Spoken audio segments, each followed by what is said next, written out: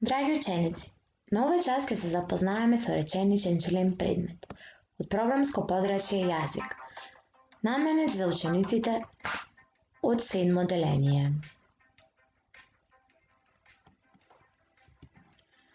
Да ја погледнеме и анализираме следната реченица. Да откриеме кој збор во оваа реченица е подмет, а кој прирок. Ана вози велосипед. Кој вози?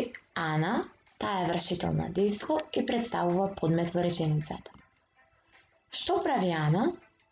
Вози, тоа представува прирок во реченицата. Дејството кое го врши подметот. Да ја анализираме и следната реченица. Да откриеме кој збор во оваа реченица е подмет, а кој прирок. Дарко плива во морето. Дарко представува подмет. Кој плива? Дарко. Што прави Дарко? Плива, тоа представува прирок во реченицата. Што заклучуваме? Заклучуваме дека подметот и прирокот се главни реченични членови. Разгледајте следната реченица. Пчелите секој ден вредно го собираат поленот. Да ја анализираме. Во оваа реченица, подмет, вршители на дејство се пчелите. Што прават тие?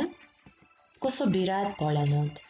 Го собираат представува прирок во реченицата, дејството во реченицата. Кога? Секој ден. Тоа представува приложка определба за време. Како? Вредно. Тоа представува приложка определба за начин. Приложките определби за време, начин, место и количество ги учевме во 6-то деление. Што собираат пчелите? Поленот. Во овој случај, во оваа реченица, поленот пак представува реченичен член врз кој преминува глаголското дејство. Тоа се вика предмет во реченицата. Што значи? Предмет во оваа реченица е поленот. Што заклучуваме? Заклучуваме дека предметот и приложките определби се неопходни реченични членови. Тоа значи дека покрај подметот и прирокот, речениците содржат и други додатоци кои се неопходни и одговараат на прашањето кого, што, каде, колку, како. Например, во реченицата Теодора ја пее химната во училишниот хор. Во овој пример, на прашањето што пее, одговорот е химната. Тоа е предмет во реченицата. На прашањето каде пее, одговорот е во училишниот хор. Тоа е всушност приложка определба за место. За да ви биде појасно, ќе ги анализираме следните реченици. Зоран игра ракомет. Зоран представува подмет, игра представува прирок во реченицата, а додека пак, ако го поставиме прашањето што игра, ќе го добиеме одговорот ракомет. Тоа е всушност членот во реченицата врз кој што преминува глаголското дејство. Ракомет тука представува предмет во реченицата. Во реченицата Маја чита книга. Маја представува подмет, чита е прирок. Што чита Маја? Тоа е книга. Реченичниот член врз кој што преминува глаголското дејство е книга. Тоа е всушност предметот во реченицата. Стефан зборува со Петар. Стефан е подмет, прирок е зборува. Со кого зборува Стефан? Со Петар. Тоа е всушност предметот во реченицата. Весна носи джемпер.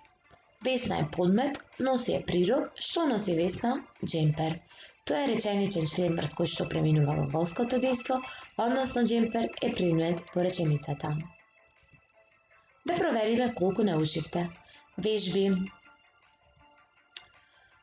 Следните реченици кои ви се дадени, треба да ги подвлечете подметите со една линија, прироците со 2 линии, а предметите со испрекината линија.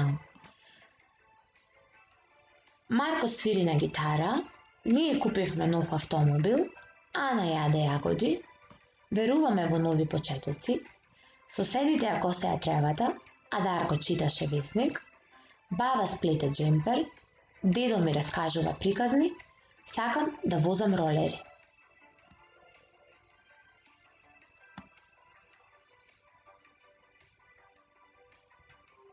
Да ги провериме вашите знаења. Во првата реченица, Марко свири на гитара, Марко е подмет, свири е прирок, на што свири Марко, гитара представува предмет во реченицата. Ние купивме нов автомобил. Ние е подмет, купивме е прирок, што купивме нов автомобил, тоа е всушност предметот во реченицата. Ана јаде јагоди.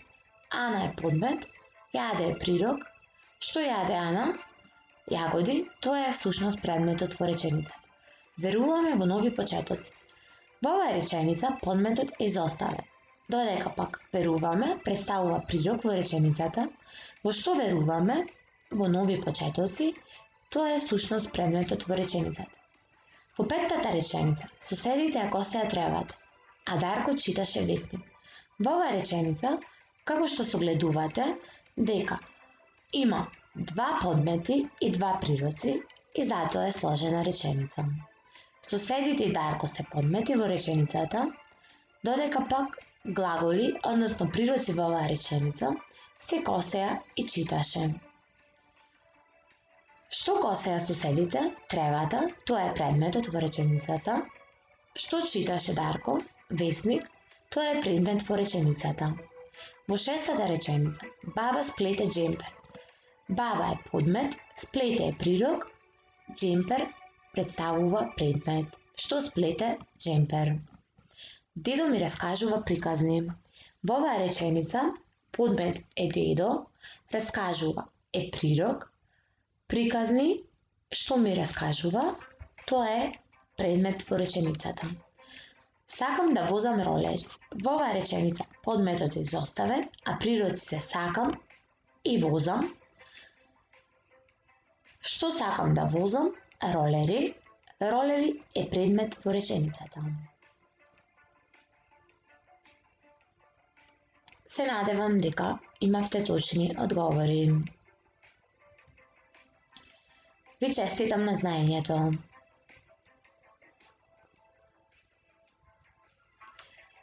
Домашна работа. Одговорете ги вежбите од учебникот на страна 115-116. Прва, втора и трета вежба.